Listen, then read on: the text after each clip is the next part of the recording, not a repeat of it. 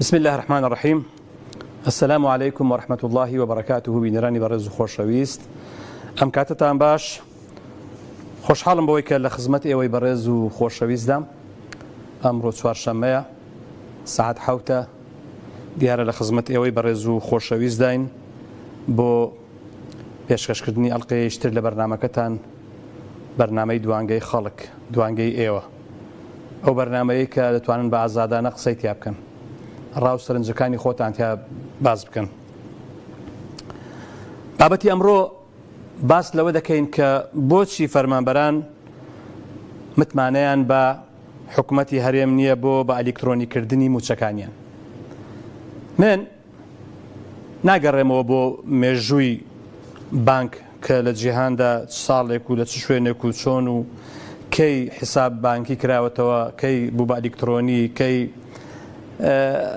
بەڵام ئەوەی کە گرنگە ئەوەیە کە باسی بکەین. ئێمە دەبینین لە زۆرێک لە وڵاتانی دنیا ئێستا یعنی سیستەمێکی ئەلیکترۆنی بەهێز هەیە،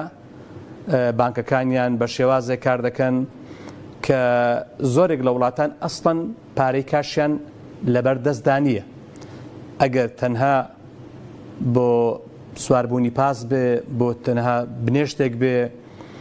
بۆ هەر شتێک بێ، ویزە کارتەکەی دەردێنێ و کارتەکەی دەردێنێ و پارەی خۆی دەدا و تەواو. جا بگرە هەتا ملیۆنەها دۆلار و هەروەها هەر پێداویستێکی لە ژیانیا بە پارە هەبێ، پارەی پێ نییە دەستکاتە باخەڵی پارە دەربێنێ. کارتێکە و لە حساب بانکیەکەی دادەبەزێ، دەسێتە سە حسابی ئەو دوکانە، ئەو شەخصە، ئەو کەسە، ئەو بەرامبەرەکەی چیە و چۆنە. لێرە لە هەرێمی کوردستان ماوەیە کە قسە لەسەر ئەوە دەکرێتکە بانک یاخود بانکەکان بکرێن بە ئەلیکترۆنی، پێشەوان پێش هەموو شتێک هەرچی فەرمانبەرە کە حساب بانکی بکاتەوە، ئەنجا دواتر خەڵکی تریش. کاروان لە هۆڵەندا سڵاوی خوارد لێ بێم کاتت باش. سڵاوی خۆ پێغەمبەر و هەموو شتێک لێ بێ مامۆسای گیان لە تۆ لە بەرنامەکە لەو بەڕێزانش کە هاوکاری تۆن. سپاس بە قوربان، دەستەکانت خۆش. کاک کاروان، سیستەمی بانکی لە ئەوروپا لە ساڵی 95 تقریبا دەستی پێکرد، لە 96 لە ئەوروپا دەست کرا بە کردنەوەی بانکی ئەلیکترۆنی و بەڵێ تەوان تا ساڵی 99 لە ئەمریکا سەتا چاری خەڵک بەشداری ئەم سیستەمەی کرد بوو. بەڵێ دوجار لە 2004 تا 2009 گەیشتە 147. بەریتانیا لە ساڵی 2011 تا 12 تقریبا 63 خەڵک بەشداری ئەم حساب بانکەی کرد. ئەمریکا تا 2018 161 بوو، بەڵام ئەوروپا لە 2019 تا 193 بوو. ئێستا ئەگەر هەڵا نەبم پێشکەوتوترین وڵات لەم بابەتە نەرویج و دانیمارک و هۆڵەندان کە ئەوروپا تقریبا تا حدێک 100 بۆتە ئەم سیستەمی بانکیە. لەوێ ئاوایە لێرە خەڵک متمانەیە کاک کاروانجان. ڕاستە،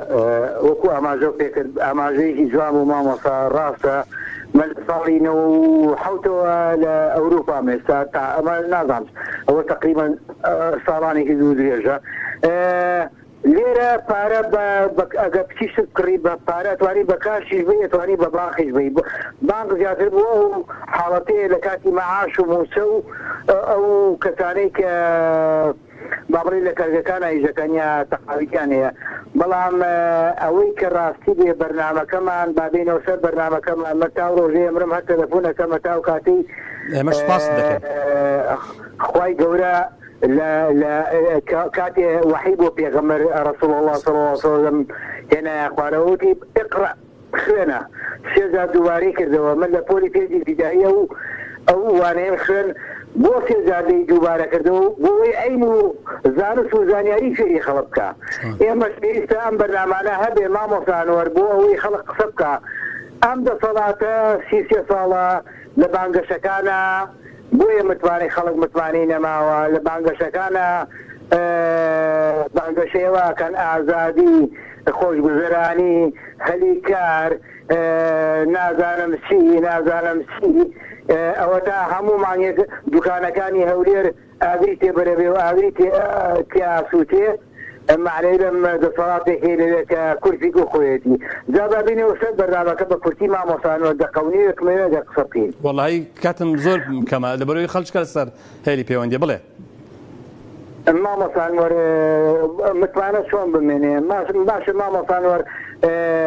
خوا پرسیارێکی واقعیانە کە کەسێک ئەمرێ شەیتان دەستی لێشوە یا دەستی لێ ناشۆ وەڵا هەروەمان بیستووە شەیتان دەستی لێشەوەیەوە مرد ئەم حکومەتە چیەکە ئەگەر یەکێک لە حادیسەیەکە یا لە سەرباب پێوتە خۆ یا بمرێ ڕێگە چێ لە مەیتخانە هەوێشی بۆ دروستەکە بۆ هەوەیە معاشەکەشی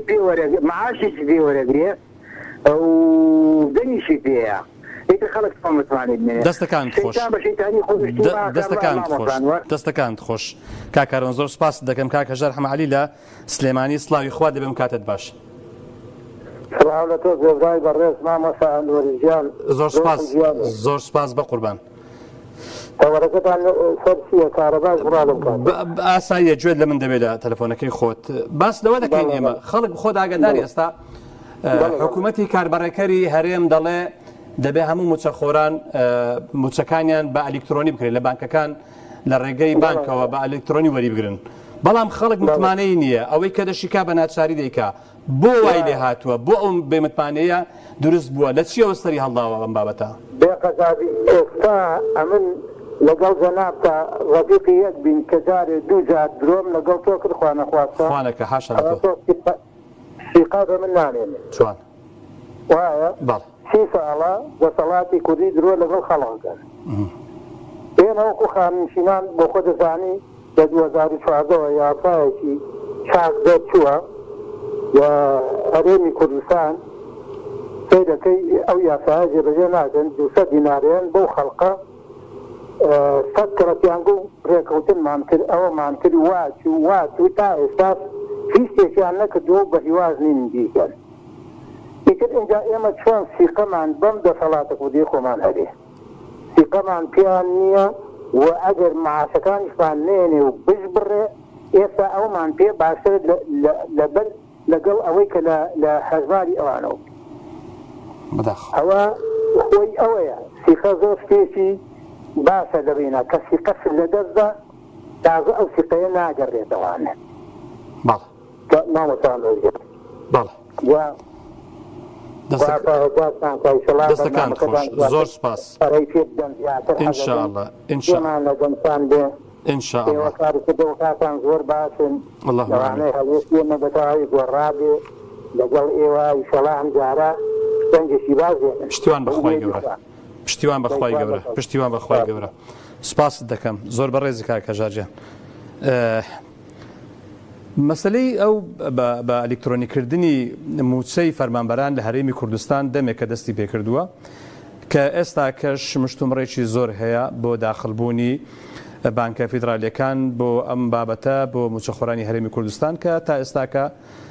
پێم وانییە گەیشت بنە حەلێک کە دڵی خەڵک پێی خۆش بکەن جارێک دەڵێن ئەوە ئەوانیش هاتن و ڕازی بووین کە ئەوان بێن داخلی ئەم سیستەمە بن کاک عەبدوڕەحمان سڵاوی خوات لێبێت لە هەولێرەوە ئەم کاتت باش السلام علیکم ئوستازی زۆر بەڕێز وعلیکم السلام ئوستازی بەڕێز ئوستازی بەڕێز خۆت ئاگاداری کە ئێستا کە هەوڵێکی زۆر هەیە بۆ بە بانکیکردن یاخود بە ئەلکترۆنیکردنی موچەی فەرمانبەران و کێشە و گرفتی زۆری شەیە لەو بارەیەوە کە بەغدا نابێت تەدەخولکە و هەرێم دەڵێ نابێت تەدەخولکەی والحاصل تا کەم تا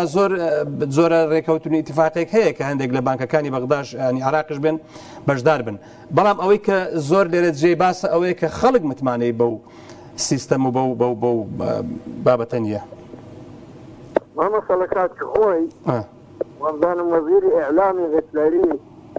استعارة هبو اكذب حتى يصدقك الناس دول الروي جنابتان وبيستران حاشا لو جنابتان بلي خطا واي لدي خلق دروبكا تابيت باوردك ليرة دروكرا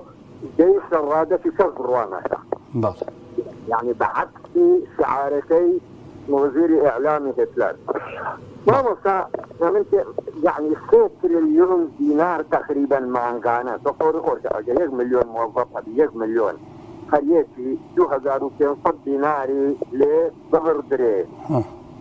بس عشان تقريبا طبعا 1,600,000 بس مليون والله نزيكي مانغانا 3 مليار ديناره 3 مليار نا تريليون مانغانا بابا مانغانا او 2500 ديجرنا ودبتا 3 مليار 3 مليار يعني تريليونات ما نا 3 مليار بۆ بانکەکان لا مانگانە ئەگەر هەڕە نەبم بەپێی ئەو بابەتانی کە خراوەتە ڕوو ئەو بانکانەی کە لە هەرێم خود ئەو بانکانەی کە بەشداری ئەوە دەکەن بەشداری بە ئەلیکترۆنیکردنی موچەی هەرێمی کوردستان دەکەن ئەگە هەریەکە و هەر مۆزەفێک و 2500 نارەکەی لێ بژێرنەوە بە حدودی 3 ملیار و شتێک ئاگە هەڵم نەکرد بێ بسيطەکەیکی ئەگەر بێت و ئەوەی بڵاو خراوەتەوە بخوێنگرێتەوە مامەسا تۆ خاوەنی موچەکەی خۆت نی هەمووت ناداتێ هەمووی نادا دوایە فۆرمەکە هەندێک شروط لەسەر فەرز دەکا يعني مستحيلە لە هەر 193 دەوڵەتی سەرزەمین چکیوها خەونێکی پێوە نابیندرێ بەس من یەکتا کە پرسیاری ئاراستەی هەر کل و ئەوەندە ملیۆنەی عێراق دەکەم بە کورد و عەرەب و تورکمان و کلدان و ئاسوود و ئەرمەن و هەر هەموو ئەرێ بەغدا سەبەب چیە بێدەنگە لە چی بۆ نمونە لە چی بێدەنگە لا هەر هەموو شتێک على الإطلاق لا على التعيين باستثناء بەغدا هەر چی دەگوزارێ لە هەرێم سەبەب بەغدا بێدەنگ من ئەوەی بینن بم هەرێمەکان پابەندن و ملتەزمن بە ئەوامری مرکز لە هەموو فیدرالیات ئەرێ خێرە لە عێراق هەرێم يعني هەرێم زاڵە بەسەر مرکز نەک مرکز زاڵ بوو پێت وایە کاک عەبدوڕەحمان ئێستا هەرێم زاڵ بێ بەڵێ مامەسەلە زۆر شت فەرم کۆتەکان تۆن کورتی نەگەڕاوە يعني چی پێ دەڵێن ئەوە دروست نەکراوە بەغدا خۆی ئێستا ئەوە 6 مانگ کۆمسیۆنە پێ دەڵێن ئەوی 6 مانگ خەریکە درێژ کراوە مامەسای بەڕێز ئەگەر لە ژێر زەختی هەرێم نەبایە يعني كوميسيون دريس ذكرها ماموسا إستاذ هذا تي آيون هذا من الرافدين الرصيد أو من البلانية لسر أو سبانكا إيرب خوي استفان بصر غزماري وان يانا رابو راحت لعيبا بس پێدوایە کە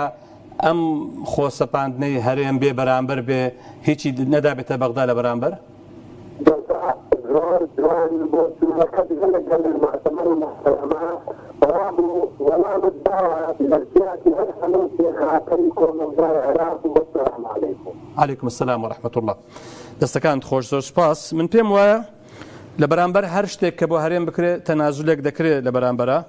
ئەمەش بەداخەوە لەسەر حسابی خەڵکە بەڵێ چێمان لەگەڵە؟ بەڵێ. دیارە حساببانکی ئەو حساببانکی ئەلکترۆنیە بابەتێکی ئەوەندە کۆن نییە بابەتێکی لە مێژ نییە لە نەوەدەکانەوە لە نەوەدەکانی سەدەی ڕابردووە با بڵێن لە ساڵی 1995 دەستی پێکرد تا ئێستا زۆرێک لە وڵاتانی دنیا کاری پێ دەکەن و خەڵک لەم وڵاتانە موچەخۆر و غەیری موچەخۆر حسابی بانکی ئەلکترۆنی هەیە لە چەمچەماڵ چێمان لەگەڵە با بفەرمێ سەبیحە خەڵات بەڵێ سەبیحە خان فەرموو بەڕێزگیان متمانە ئەزانی بۆتینەوەوە بەڵێ لەواتەوە گەنجێک بن لەسەر چاوتەمەنی منە من زۆر شتم بینیوە من ئێستا چەند جار ئێستا لەم هەر ئالی ئێلێم و زۆر جاری ژوتومە یانی وەکو کورد نازانم بۆچی ئەو فکری هەیە بۆچی ئەو فکری هەیە یعنی ئینسان ئەڵێ ئەگەر پند وەرنەگری ئەبێ حەزربێبی بە پند یعنی من یەکێکم ئەوە نەشتم بینیوە لەم کوردهاتیە و لەم بەرنامەیە کە هێنان بە وڵاتە شوێنێک هەبێ جگە لە گۆڕینی ئاینەکە داسنامەی کوردهاتی خۆمە گۆڕم چونکە ئەوەنە ناحەقیان کردووە ئەمەنە شتی خراپ هاتووە بە وڵاتە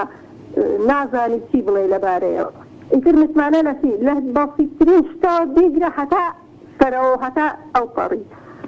لەگەڵ ڕێزمە نازانم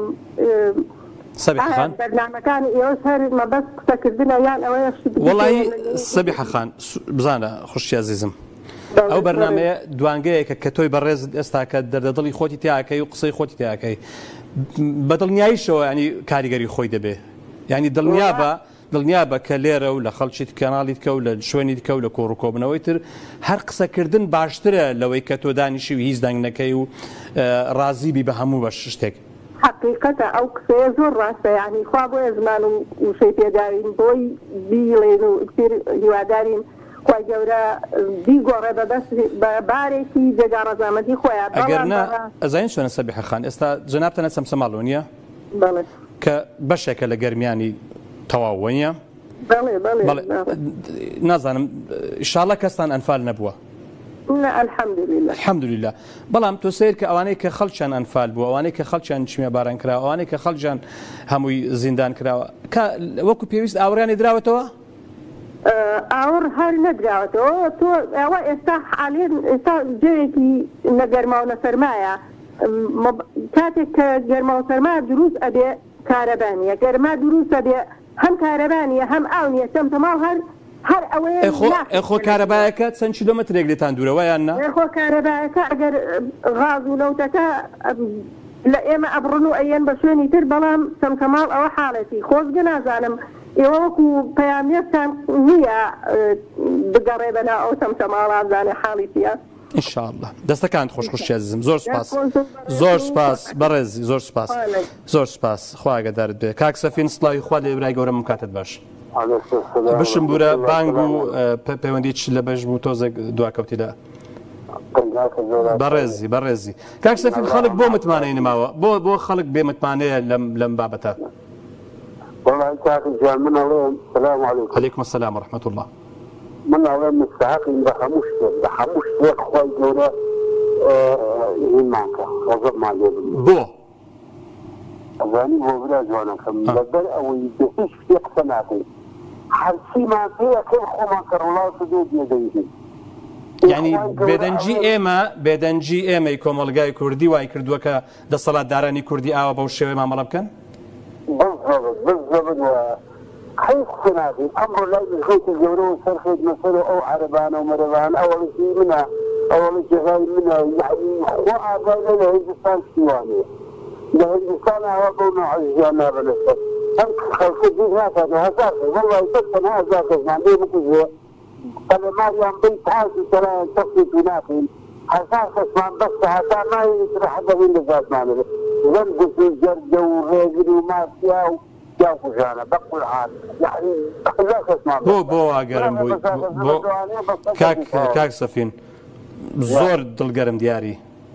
ئەی کاتەنا حەقم خۆ عەقڵ یاومەتی ئەوە من ئینسانی ئازا و عەقڵ خۆشێ ئەوە ئینسانی بێدەسەڵات و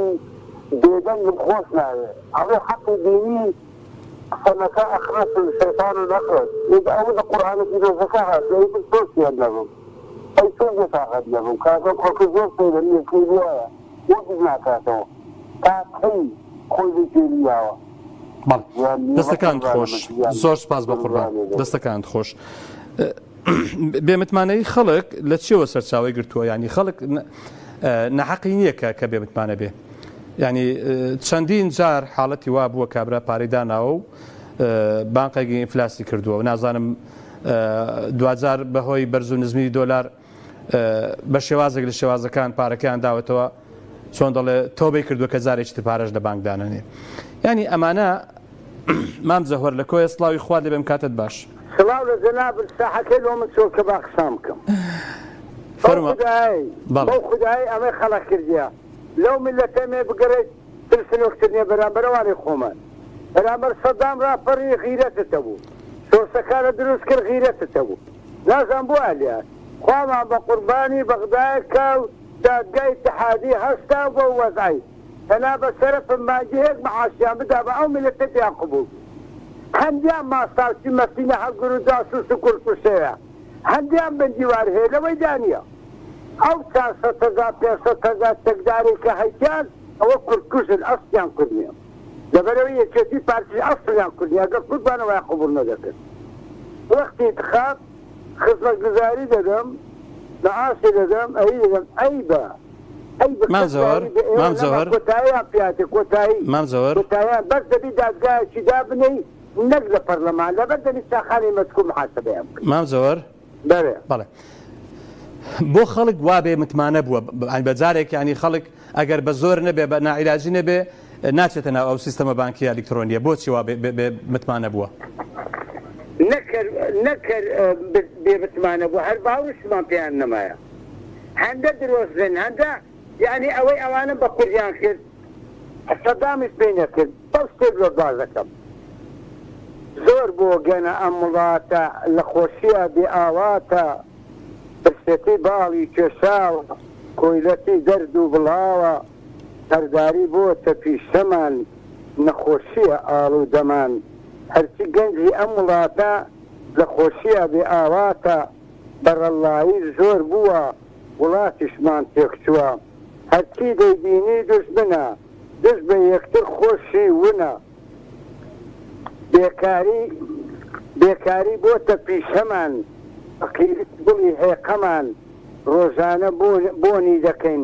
برسێتی لە یاد ناکەین بەرپرسانیش جێژنیانە بە خوێنی کورد مژدەیانە ئەگەر ئەو سەرکردانەی گەمە کەمە غیرەتەوە بیرانە بە دەبا بێن شار بە شار داوای لێبردن بکەن ئەوانەی جزیتیان بیهینەوە بەڵام لە دوایەوە توێت ئەوانە میلەتیان پێرەدەست بوو لەبەر و خۆیان دەست بوون عینشت داوای ئۆکتۆبەر عینشت دوعای بکە جێژنەی دوعای لە بەغدایە بکە لەنا بەنامرسم لەبەر دەرچی ماڵە خۆمان نییە قەپانیان دەکردی خوێنەکەشیان لێوەردەگرتی بەداخەوە دەستەکان خۆش زۆر سپاس کاکی یوسف سڵاوی خوارد لێ بێم کاتت باش لە هەولێرەوە کاکی یوسف ئەو بێ متمانەیە خەڵک لە چێوە سەرچاوی گرتووە بۆ خەڵک متمانەی بە سیستەمی بانقی یاخود بە سیستەمی ئەلکترۆنی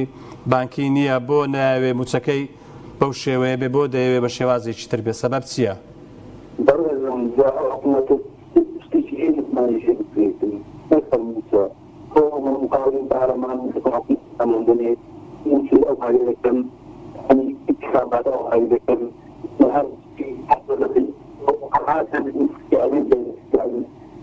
والله تێت ناگەم بە قورئان کاک یوسف نازم لێت حاڵی نابم دەنگت زۆر خراپ دەگاتەوە زۆر خراپە بەڵێ ئێستا باش بەڕاستی مقاولين منادني يعني هر انتخابات او هذه تلاوة الكتب يعني ليس كوان زدنوا او تسجيل مثلا تسجيل مثلا طبعا كاين زي مثلا براسي انا مفكر يعني نفكر يعني تعرف او بوزيج كاتن يعني باو غادي كاتن زو باش لبوزين دي او انا داير بدل فكرتي جدا دەستەکان خۆش کاک یوسف زۆر سپاس بە قوربان بابەتی با ئەلکترۆنیکردنی بانکەکان و موچە لە حەقەتدا ئەگەر وڵاتێکی سیستەماتیک بێ وەکو زۆرێک لە وڵاتانی دنیا ئەم بابەتە بەڕاستی زۆر شتێکی چاکە یعنی تۆ بە ئارەزووی خۆت لەو کاتێک کە موچەکەت دادەبەزێ یاخود بڵێن بۆ دادەندرێت لە حساب بانکەکەت نامەیەکت بۆ دێ لە مۆبایلەکەت دەڵێ بڕۆ پارەکەت بۆ هاتووە کوردستان لە هەولێر بەڵێ فەرموو ئەو کاتت باش خۆش عەزیز دەستخۆشی تەوەرەکەت لێ دەکەم سپاس بە بەڕێز فەرموو نسبەت تەوەرەکەت کاگەنێر بەڵێ ئەوانە خۆشیان متمانەن بەخوایان نییە هیچای ئەوەی کانی سەخۆری میلەت خەڵک بۆ متمانێنی ماوە کوردستان خان ئاخر کاگەنێرەتی یەک دەقام ئەوانە لەلایەک دەرین دادگای فیدرالی نادەسیرە و بە خەڵکی هیچ نایە لەلایەک ساڵای لە دادگای فیدرالی تۆمار دەکەن وانە بەڵێ ئەوانە خۆشیان یعنی هەر دەقەی قرارێکی دەدەن بە خۆشیان متمانەیان بەخوایان نییە زیاتر کە موچەخۆر و میلەت متمانەیان هیان نییە دیارە زۆریان درێ لەگەر میلەتی کردیە و ناڕاستیان کردیە و بەڵێنەکانیان لەو هەموو هەڵبژار لەو هەموو هەڵبژاردن هەموو خولەی پەرلەمانی نایان ببیتە سەر میلەت و موچەخۆریش متمانەیان هیان نایە بەداخەوە بەس کاگەنێر کە حەق خۆشەوانیان بەڵێ براکە من لە هەولێر من لە یەکێک لە گەڕەکەمیەکانی هەولێرم باڵە باوکە لە هەر سوار وەرز یعنی بێ کارەدا و بێ ئاوێنێ دەگەڕەکە بە برای خۆت بڵێ بامێ خالیێک لێ بکرێت بەدەگمەن عەزاقم ناوی گەڕەکەی بکەم بەس بەدەگمەن کارەبان نەبووە بێ کارەدا و بێ ئاوێن بە هەر سوار وەرزی ئەخن لەبوو یعنی دەسەڵاتدار نا زین چۆنە کوردستان خان تەماشاک هم ئەمەش مش لە هەولێرم یعنی لە زستانی 7 ساعت کارەبا هەبووە گەڕەچێک کە گەڕەچێک لە هەولێر لەو 50 نازم 100 گەڕەکە چەندە گەڕەچێک کارەبای باش بێ ئەوە ناکە هەولێر کارەبای باشە بۆ نمونە من لە هەولێرە دەژیم ینی ئەو زستانەی ڕۆی کارەبا 7 ساعت هەبووە خۆشتێک نییە من کە وا بڵێ مخەڵک نەزانێ شتێکی عەجایب بێ بەڵام ئەوەی کە جەناب دێڕی عەجایبە تۆ لە گەڕەچێک بی ناڵێم توانەکە تۆ ڕاست ناکەی حقش خۆشم لە یەکێک لە گەڕەکەمیەکانی هەولێرم هەتا ئێستا بێ ئاو نەبوونە بە هیچ شێوەیە کارەبا زۆر بەدەگمەن بڕایە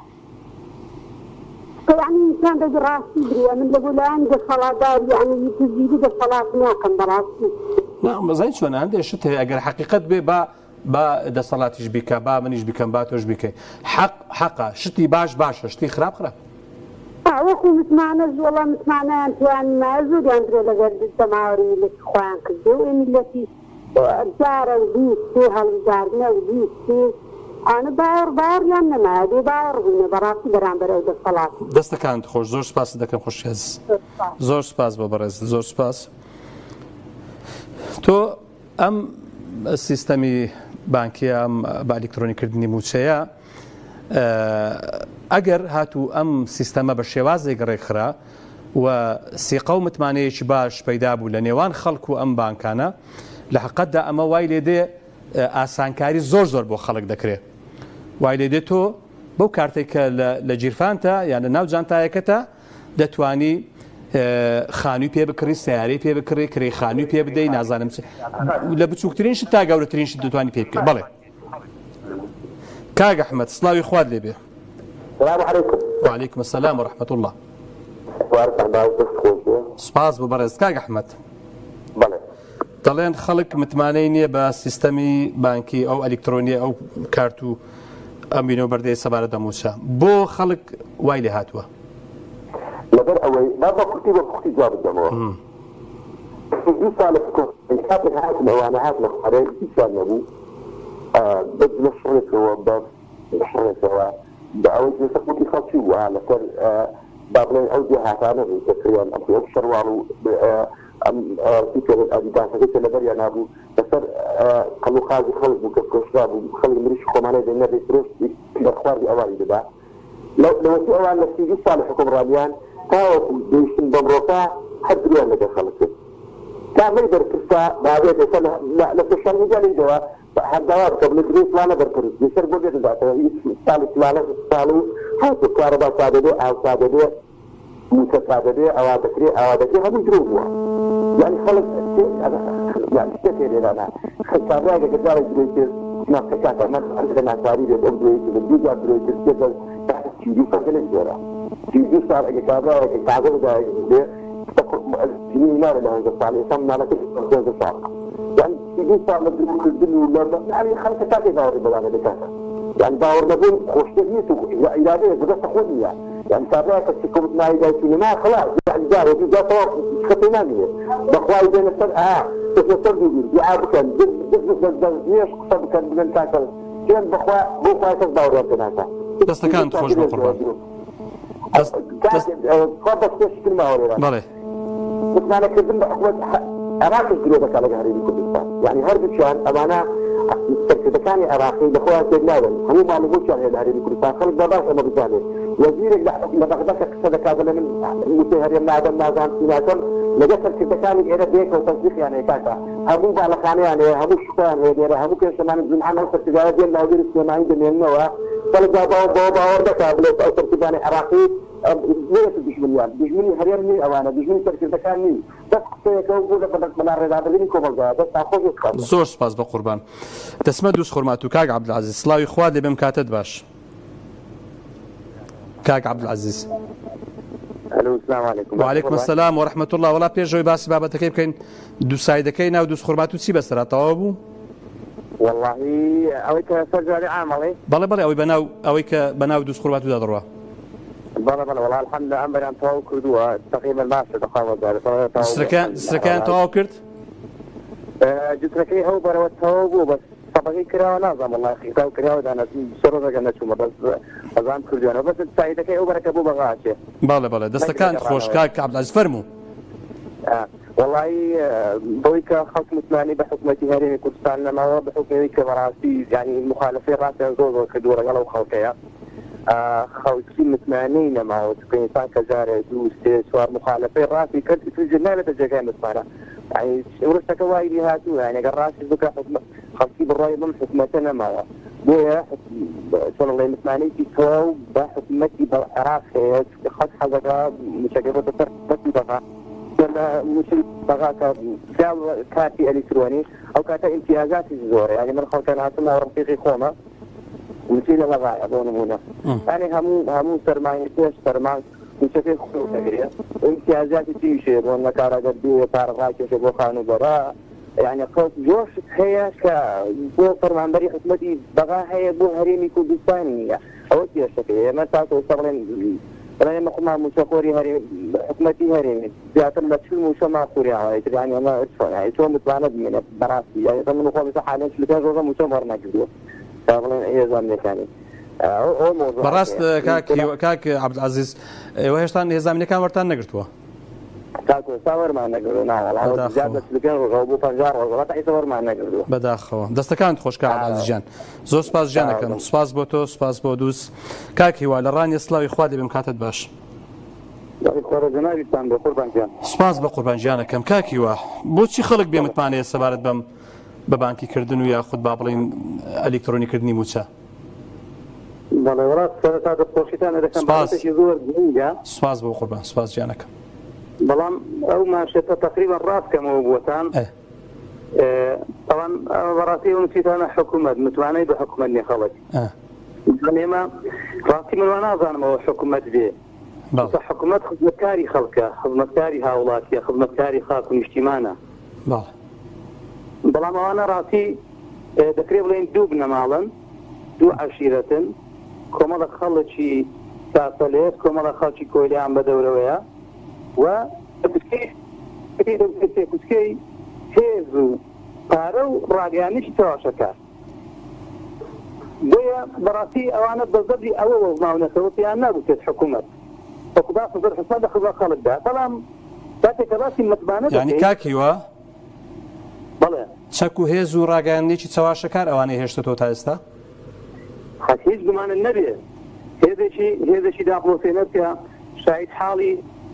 ڕۆژانی حەزەی شوباتی 2011 تا دەگا بە ئەم ڕۆژ هەر کەسێک ناڕزای دەربڕی دێ کوشتیوانە و شەهیدیان کردووە و پارەیەکی زۆریشان بە خەڵکی بندیواردا و زۆری خۆیان کردوێتەوە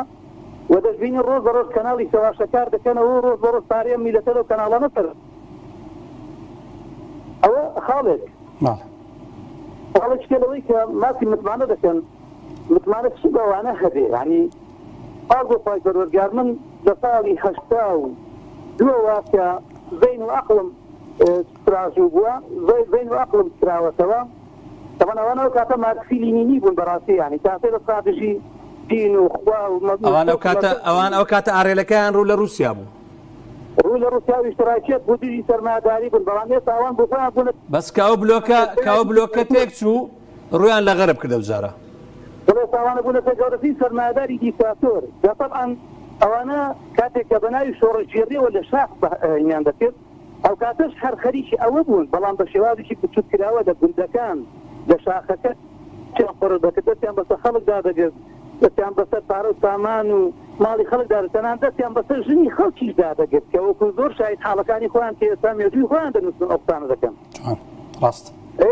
طبعا زیگە لەوە ئینسان ئەگەر باسی ئەوە بکەم بەناوی مثلا بە شەڕی پارتیزانی دەکەن مەفرەزەی پارتیزانی دەهاتە سەر ڕێگای هەولێر و دهۆک و سلێمانی و کۆی و ئەوانە بۆچی دەهاتن بۆ ئەوە دەهاتن سیارەکانی خەڵک ئەوانەی کە لە ڕێگادا ئیشان دەکرد لە فەریان دەبرد بەکار و کەسابەتیان بۆ نەخۆشی تروش لە هەولێر و سلێمانی لە منطقەکانی دوورە دەستی ئەو دوو محافظەیە ئەوانە لە سەرڕێگەیاندا دەنیشتن بەنزینی سیارەکانی لێدەستاندن پارەیان لێدەستاندن سیارەکەیان لێدەستاند و دیان دۆڵ و شیویان پێدەگەڕاو کوێ بەنزینەکەی تەواو بوو بە سیارەکە خراپ بایە پەچکەوتا بەجێیان دەهێت بە خۆی بە خاوەنەکەیەوە ئیتر کاتە مۆبایلیش نەبوو خەڵک بەجا منداڵەکەیدا بگەڕێ بەدا فڕ و باوشی دابگەڕێ هەتا وەختێک دوای هەفتەیەک بۆ هەفتە سەرێکی سەریوە دەردێناوە ئەوانە یعنی سەرباری ئەوە هەرگوا فێر بوون هەر بە چەتەی خۆیان بە شوێخای کوردستان زانیوە ئەوانە حکمیان لەدەست نەبوو لە قڕناقا و پشتاشان بە تەور و تەورداس سەری یەکتریان پەڕانتاکە ئەوان سەردیان خەڵکیان لە حیزبی شوعی لە پاسۆر لە سۆشیالیست لە دیمۆکرات یعنی هەر ئەوان بوون لە ناو شاخەکان خەڵکیان خەت وعامی یەکتری لە پێناوی دەسەڵات و هێز و پارەدا یعنی ئێستا لە هەندێک مەزیدا بیستومەتەوە دەڵێن یعنی کاتێک کە خەڵک چۆتە جومعە لە گوندێک لە گوندەکانی ئەو کوردستانە کە خەڵک چۆ بۆ جومعە خۆیان اعترافیان کردووە کە خەڵان چونەتە جومعە ئەوان چونەتە سەرماڵەکان و چونەتە لای ئافەتەکانیان ئەوە کارەساتێکە بۆی ئێستا ئەوان زۆر زۆر بەلایەنەوە ئاسایی ئافەتی وا خەریکە خۆیان مێژووی ڕابردووی خۆیان چیان کردو و چیان نەکردیوە لە ئێستاوە لەسەر یەکترشت دەنووسن هەرگومانی تێدانی بۆی ئێستا زۆر زۆر بەلایەنەوە ئاساییە ئافەتی سۆزانی ئافەتی مۆدێل جێندەر نازانم ڕەگەزباتی بۆ ڕژێنن و سەنتەری بۆ بکەنەوە ڕەوادی پێ بدەن و چۆن دەڵێ پژی نێودەوڵەتیشی بۆ وەرگرن یعنی دشتێ بە یاساش بەڵام سپاس و خۆشبەختانە ئێستا حەمدا کۆمەڵێک مسلمانی دوایی تێگەیشتووە هەیە لەم کوردستانەدا کە بەربەستە لە بەرامبەر ئەو هەژمە فەسادی بەدئەخلاقی کە بەڕاستی ئەم دوو هێزە لە کوردستانەدا بڵاوی دەکەنەوە دەیکەن ئەنجامی دەدەن. زۆر سپاس کاکیوە جان دەستەکانت خۆش بە قوربان زۆر سپاس بۆ تۆ ئەمە دوا پەیوەندی بوو دیارەوە بەڕێزانەی کە پەیوەندیان کە هەرێکە ڕاو بۆ چوون و سەرنجی خۆی دەربڕی لەسەر بابەتی ئەوەی کە بۆچی خەڵک بێمتمانە بووە خەڵک متمانەی نەماوە بە ئەم بابەتی بە ئەلکترۆنیکردنی موچەی فەرمانبەرانی هەرێمی کوردستان خەڵک ئەو متمانەیە بۆچی نەماوە ئەم بێمتمانەیە لە چیەوە سەرچاوی گرتووە بۆچی خەڵک یعنی ئامادە نییە بچێ چۆن دەڵێ موچەکەی بە ئەلکترۆنی بکاتن ئەمانە ئەوەی کە ئەم خەڵکە گوێمان لێبوو هەمووی لە ئەوەیە لە ماوەی ڕابردوو حکوومەتی هەرێمی کوردستان ئەوەی کە ئێستاکە بە حکوومەتی کاربەڕەکەر باسی دەکرێت نەیتوانیوە ببێتە جێگای متمانەی خەڵکو وە زۆر جار لە زۆر مووقفە خەڵک بینیتی کە ئەو شتانەی کە باسی دەکەن وانە بە هەر حاڵ ئێمە هیوادارین کە ئەم کوردستانێکی ئاوەدان بێ کوردستانێکی خۆش بێ و خەڵک بتوانێ بەڕاستی بە خۆشترین ژیان بژی ئەمە لەخوا بە زیاد بێت 4 فەسلی ساڵمان هەیە ئێمە خاک و ئاو هەوایەکی باشمان هەیە بەڵام لەبەر نەعەدالەتی خەریکە تەنانەت ڕەحمەتی ئاسمانیشمان لێ بگیرێتەوە بە هەر حاڵ خوای گەورە پشتوپانای هەموو لایەک بێ و ئەڵقەی داهاتوو دەگەمەوە خزمەت ئێوەی بەڕێز و خۆشەویست بۆ بابەت و باسێکی تر خواتان لەگەڵ